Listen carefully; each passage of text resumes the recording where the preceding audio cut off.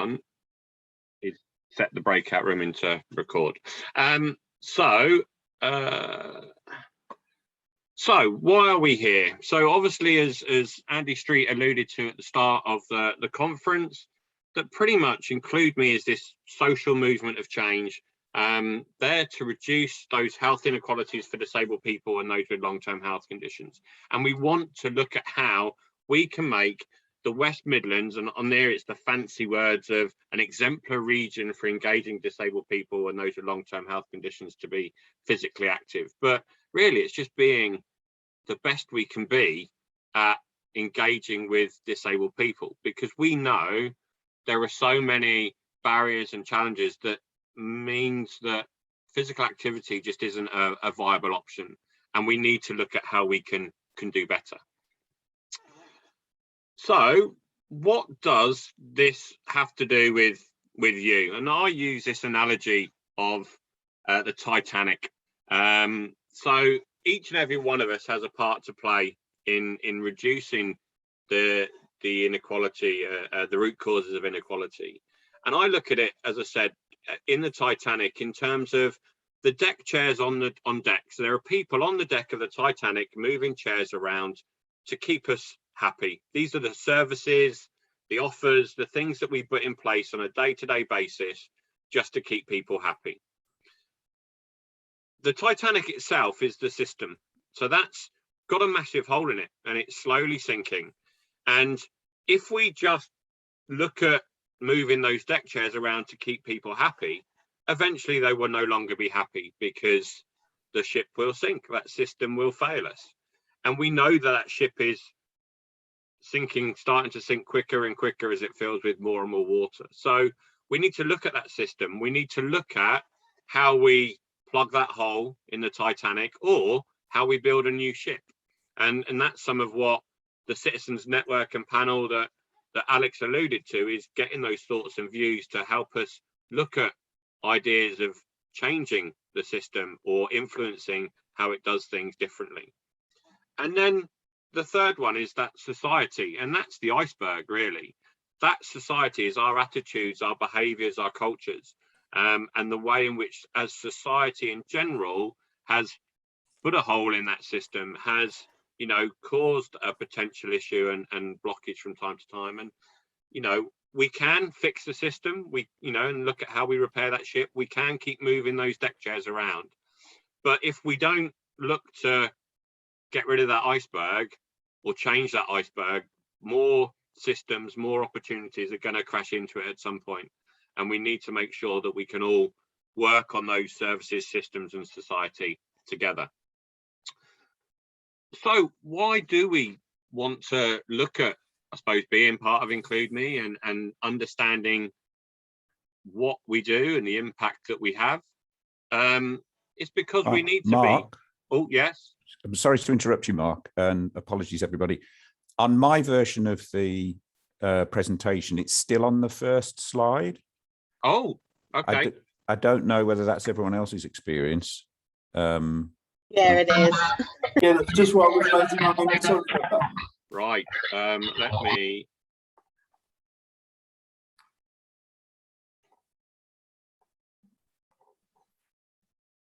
So I was just... Yeah. When you mentioned the Titanic, I was reminded of the image that you sent me, and I didn't want... No problem. Everyone to be denied the impact of that. No, definitely. And helpfully, it has just closed the PowerPoint. So bear with me 2 seconds. Don't you just love technology when it works so brilliantly?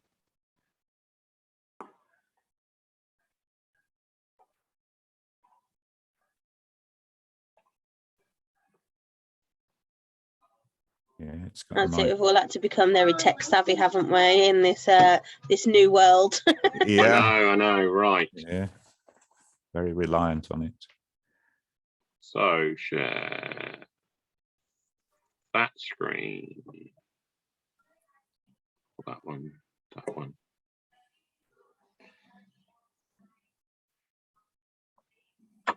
Right. Can you see that? Yeah. We can see the first. We can see the first one again now, Mark. There you go. That's There we what go. I meant. So that That's- was all the first bit I spoke about, and then that's the lovely Titanic slide there with the Titanic and rearranging the deck chairs. So hopefully you can all see that now, and I apologise for just waffling on, not realising it was changing lovely on my screen. So I do apologise. So why should we do this? Why do we want to be part of Include Me? Why do we want to be better at knowing that the offers that we put in place, the services that we have, are the right things for disabled people, are that we're learning from what we do? And it's basically comes down to the fact that we need to be more accountable to disabled people and those with long-term health conditions. The idea of the storytelling impact cycle is that it will give us the tools to be better at what we do.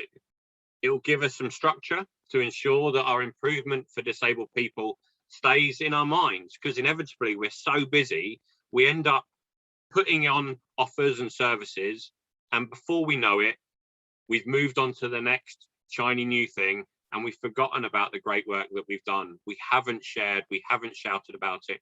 Or if disability isn't a main priority in our work, it gradually drops down that list of priorities and sometimes can get forgotten. And we want to look at how we can keep that at the forefront of our mind. And it will help us to focus and celebrate that good practice and that impact. Again, as a sector, we've are not always that great at shouting about the fantastic work that's going on. So what is it? When we started to look at this storytelling impact cycle, we wanted to sort of think about what is it we really want to get and learn from this process. And it came down to these four things: is how do we measure meaningful impact? How do we benefit? How do we include disabled people in developing the improvements to maximize the benefit? So rather than developing our services for disabled people, we're looking at how we develop it with disabled people. How do we make it a consistent process without making it really complicated or too time restrictive, because we know everyone are busy and everyone's got a lot to do? And how do we learn from that process to be better for disabled people in the future?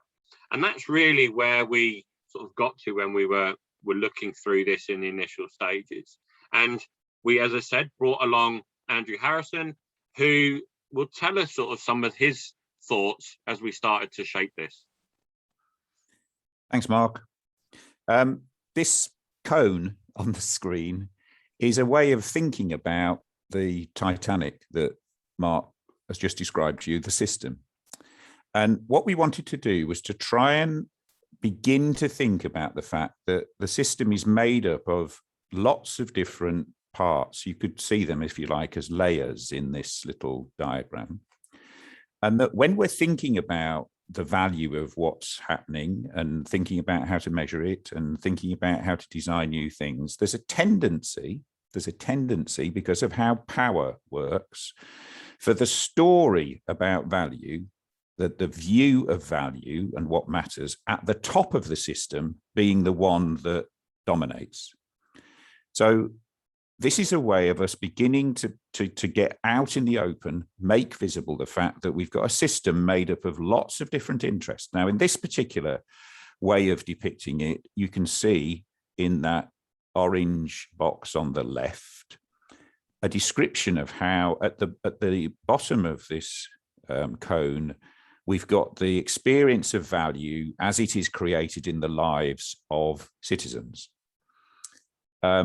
Then at a level above that, we've got groups of volunteers and networks and people employed in service organizations who are engaged with citizens.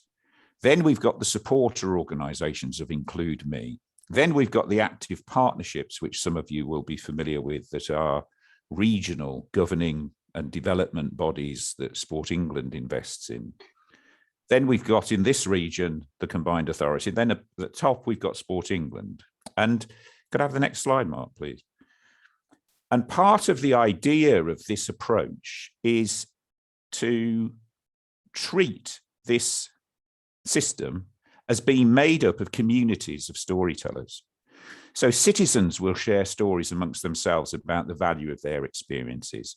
Volunteers and others working with citizens will share stories. The supporter organizations will share stories, and so on up this cone. And all of these stories contain value. But they're likely to value by community. So some of the things that citizens value won't be valued by the people at the top of the pyramid unless we do something about it. So it's, an unwelcome truth that some of the stories will govern the whole system, will govern the community.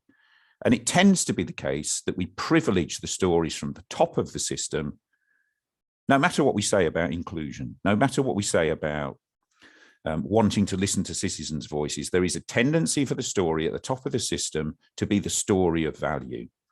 And we want to counter this. We want this to be a pushback, if you like, in which the system learns to become accountable to the experience of citizens and those working with them. But it's also true that we will hold some stories in common, and the more we can develop stories that we hold in common, the better. Next slide. So we've been experimenting, and this is a serious experiment we've been conducting, because we don't know exactly how to do this. We don't know how to redistribute power effectively, but this feels like it could be part of the way of doing it. So what Mark and Alex and I and groups of supporters have been doing on a fairly regular basis now over the last 12 months is exchanging stories amongst each other, where a supporter tells a story, and I'll give you an example in a moment of the kind of story, tells a story, the rest of us listen, and we feed back to the supporter who owns the story what we've heard in it, what we've noticed, what strikes us about it, what we think in the story as of value, in order to make that more visible to the story owner and also to show our appreciation of it. And it tends to produce insight, it tends to produce lessons, it tends to produce data that can be used to measure. Next slide, please. And you can focus the story on all kinds of things, but this is a typical example where we just invite someone in the group, and the idea of a cycle means that, let's say in an hour and a half, 5 or 6 people, 7 or 8 people can tell their story and hear it appreciated, is to share a moment in the last 6 months, say, or the last 3 months, when your experience of the services you're involved in or the work that you do has been at its best. And this creates a connection with what you value, what is of value. And it also means, through the process of listening, that you can hear the improvements that need to be made. Either what we did was great, let's do more of it, or what we did wasn't as good as we thought it might be. What do we need to do differently in the next 3 months in order to make it more effective? So there's a focus here on aha moments, breakthroughs. Next slide, please. And this is just a little aid memoir or a reminder that we use for the people who are listening to the stories. This model I find a really, really helpful one, because if you look at the 2 arrows there, the way we're most likely to listen is just to listen out for things that we recognize. So I tend to listen, when I'm listening, I tend to listen out for signs that the person telling me something is telling me something I recognize. I tend not to listen out for what's new, for what's surprising, for what's different from my experience.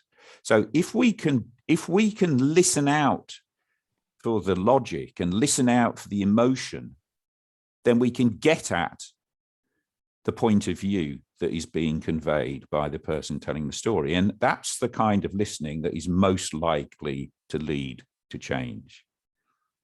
So if I only listen out for details that fit with my own view of the world, I'm not going to change and I'm not going to have any effect on others.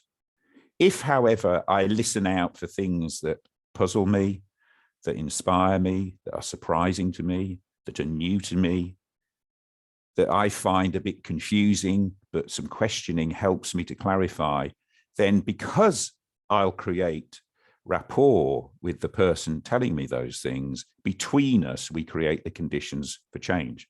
And this is why stories, when they're appreciated, help unlock improvement. And I think there's one more slide, is there, Mark? No, there isn't. There's this. So thanks for that, Andrew. And I think, looking through all of that, let me just get ready to add another pin for the other interpreter when they're on the sec, so I don't forget. Is that with this, we wanted to, as I said, look at the conversations that we'd had and the storytelling sessions with Andrew and with the supporters, and try and make it work in a way that gave us some structure and a way in which we would keep it in mind. So we came around to this sort of idea of this storytelling impact cycle, which at the moment looks like a 6-month cycle. But as Andrew said, this is an evolving process. And, while we've got this idea in mind, it might be that as we all travel on this journey together and we try different ways of using this cycle, if that's what you choose to do, and we hope you do, that we may evolve and learn from it and say, well, actually, we need to change it from 6 months to 8 months to 10 months to a year, whatever that is. But this gives us a bit of a starting point, if you like. So I wanted to sort of go through the cycle and how it works, because it's, it looks all nice in that graph on the screen, but what does each of those different months mean? So month 1, that's about thinking about that improvement that you want to make. So looking at what you are going to do over the next 6 months that can make a difference and impact to the lives of disabled people that you engage with. And I suppose when you're looking at those improvements you're going to make, and that could be in a meeting with someone like Alex as part of our improvement team, it could be with an active partnership, it could just be yourself, or it could be, as Emma said earlier on, how she's linking with venues to be part of Include Me. But we wanted to have sort of 4 thoughts in people's minds when you're setting those improvements. Will it engage more disabled people and those with long-term health conditions to be active? Will it extend your offer? Will it improve you as an organisation? And will it help you develop your relationship and co-production with disabled people and those with long-term health conditions? So when you're looking at those improvements, and I think when we talk about improvements, a lot of people get scared that it's going to be very resource heavy, it's going to cost a lot of money to knock down all these buildings and rebuild them or build ramps or whatever it is. And yes, there are times when that improvement may be related to that, but it doesn't have to be. And we don't need, if we haven't got the finances or the time or the ability to implement some of those improvements at this moment in time, that's perfectly fine. There are plenty of other ways in which we can look at improvements. And it could be just a different way of thinking, a slight tweak here, a slight change there, a different approach, using your capacity and your funds in a slightly different way that doesn't impact on anyone else, but actually makes a far greater benefit to a wider audience. And what we've sort of said with that is how we would set maybe 3 improvements on that 6-month journey. Oh, Roy, I see you've got a hand up there. Yeah, if you don't mind me interjecting just for a couple of seconds, just that point you was making it. I've got I'm a wheelchair user myself, permanent wheelchair user. Yeah. And I had a situation with the local leisure centre where they've got the new pool pods now they have in the swimming baths, where you can sort of transfer into, I call it a waterproof wheelchair, basically. It's quite a cool looking chair. Transfer into it, you go on the platform, it lowers you in the water. Brilliant. Now, this is a brand new facility that's been built from the ground up, new the actual Stetchford Cascades, Stetchford swimming baths. And they put the pool pod on the side of where they're having the fast lane. So every time I wanted to use the pool pod, I was lowered into, the fast lane when everybody's sort of swimming. So I used to go over morning, and you've got the sort of 6:30, 7 o'clock swimmers on getting for work. And every time I was lowered in, they had to stop the swimmers from swimming to lower me in. And as a disabled person, it's just not really what you want to be doing. And they could have easily have put the pool pod on the other side of the pool, which wouldn't have cost any more money. And normally the last lane for morning swimming sessions, it's twice as wide because it's for the slower swimmers who sort of have a chat as they're swimming down the pool. That would have been so much more of a sensible option to put it. And that wouldn't have cost any more money. So it's just really making that point of what you was talking about. No, totally, Roy. And I mean, that's just sort of a simple oversight from a facility. And, the whole idea of the pool pod is to remove that raising and highlighting the fact that there's a disabled individual getting into the pool, because it's a far more discreet opportunity of getting someone in than the old traditional hoist of hoisting someone up into the air on a seat, swinging them round and being 6 foot above the pool, and going, look at me, I need support getting into the water. So then to do that sort of defeats the whole purpose of that discrete opportunity. And that's where Include Me, is aiming to work with organisations to help them see that, to learn that, to understand that. And this whole storytelling impact cycle, if that organisation was following that, the thought is that they would engage with yourself and you'll be able to feed back that information, and they would learn from that and make the changes or think differently about it.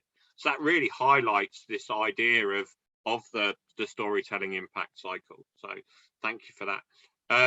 Simon, did you want to quickly say? You literally just stole my thunder. There's a key word that I think you put on the previous slide that says co-production. To me, that's where an organisation does to rather than does with.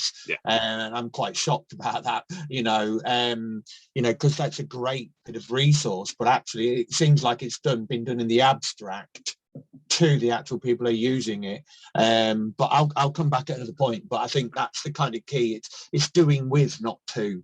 And I think that's part of the big issue that we've got a culture change to change. So thank you. No problem. Thank you, Simon. And that is part of this whole journey, really, and why we've developed the network, why we've developed the panel to help that. But this also is another function and opportunity for organizations to help themselves to do a bit better and have that structured approach. So we then move on to month 2, and that's quite straightforward. That's a bit of time to plan those improvements and look at how you're going to implement those changes. And it's thinking about what needs to be done to achieve those improvements.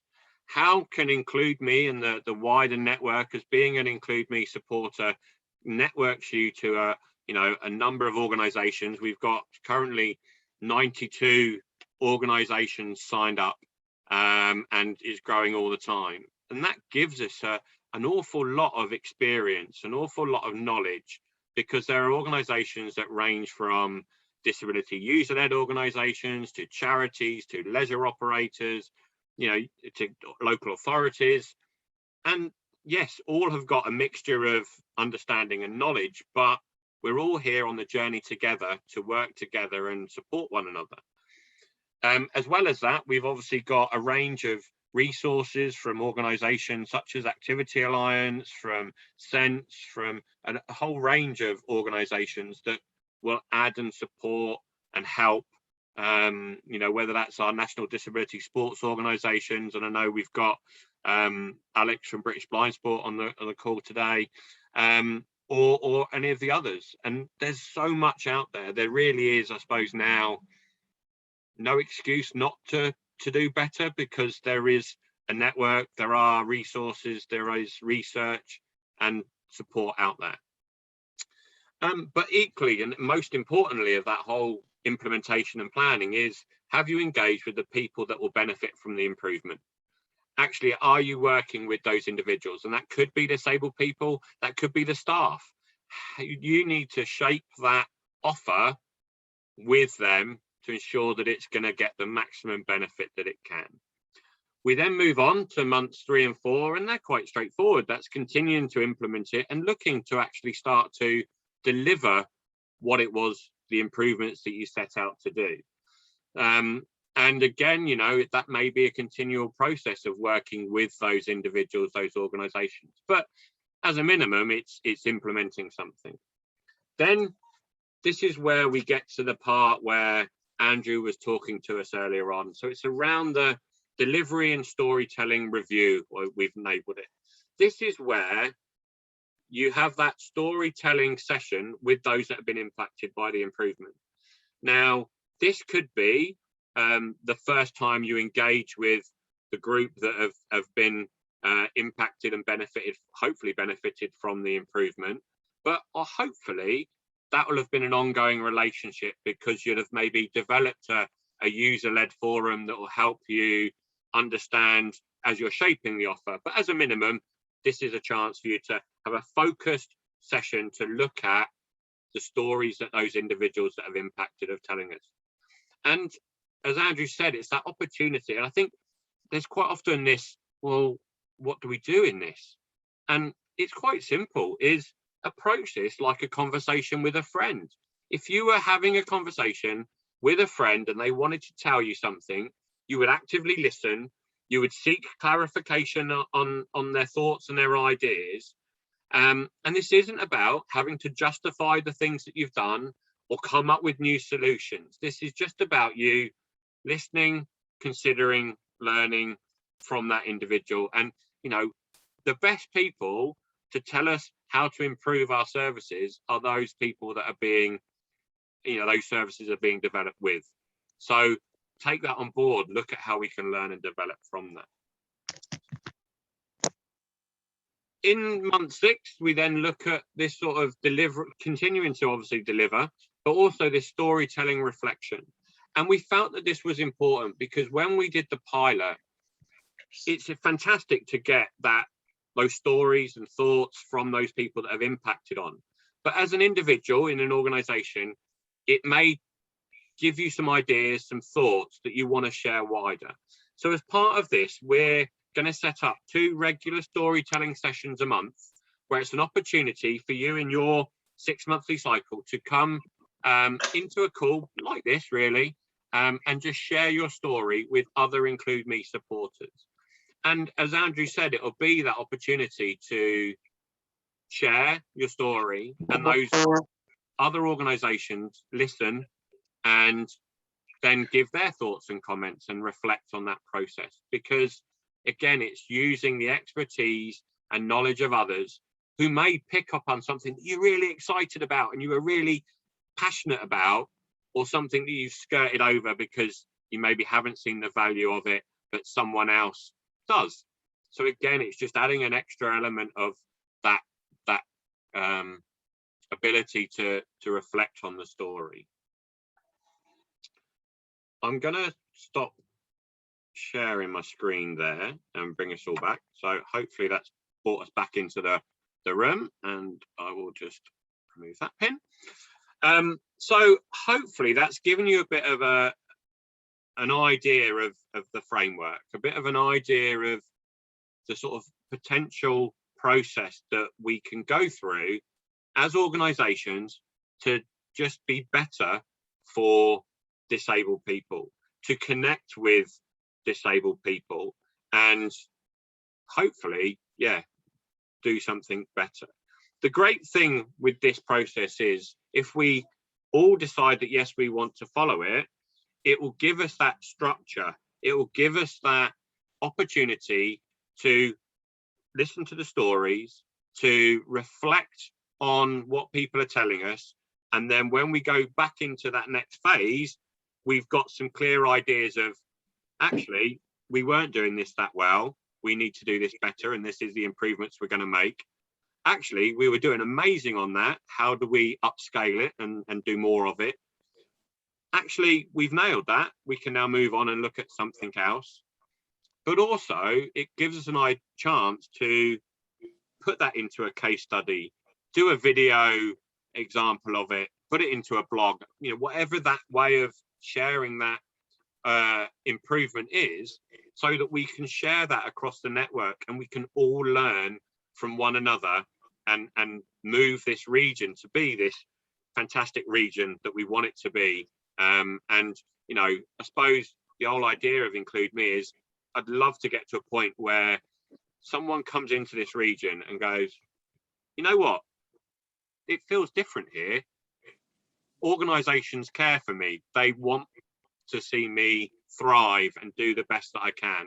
And yeah, there's a real difference and change. And that's hopefully what this process does. As I said, it's an evolving process, and we will need you to help us to shape that further, because at the end of the day, Include Me isn't about me as Include Me manager. I'm just here to help facilitate, to help convene these kinds of opportunities. But it's each and every one of you as an organization doing your own individual bit to do something better for disabled people. And we rely on you, and I'm just purely here to help you. So I'll be interested to hear your thoughts, and if people want to, I can see a whole load of hands going up. So Mark, if we go to Cannon Hill Park, People's Park first. Thank you. Thanks, Mark. I was with you and Emma at the conference in 2019. Excellent conference and an excellent start. But I would look forward to taking advantage of Andrew's offer and your offer to get groups together. We now in Cannon Hill Park, you know, when we speak about recycling stories, I think of recycling projects and adaptive bikes, you know, that use the park so well. I think of every Monday morning when Dean Miller and Bud Baldaro from Birmingham University are using our resources they're two Paralympians to train people for the Birmingham Commonwealth Games, and looking forward to working with people with opportunities for people with disabilities. Then in the afternoon, every Monday afternoon, and I highlighted this earlier when advertising this day this morning, is we have a sense walk with nature and heritage, which every Monday we meet people with hearing impairment, physical difficulty, etc. And again, we're using the resources, but I feel that we're not necessarily engaging with all of those partners to review our story, which started like Mandik's, being inspired by engagement in 2012. The spirit of 2012, I think, is definitely still with us. You know, we know how we're engaging with as Emma mentioned, women athletes, etc., and Saheli Hub locally, etc., to use resources which are literally on our doorstep, like the Calthorpe, sports playing fields next door, etc. So to maximise engagement, we would really like to engage with Andrew's storytelling, tell some of our stories going back to 2012. I was working with the armed forces in the broadest sense, the combined armed forces facilities then in 2012.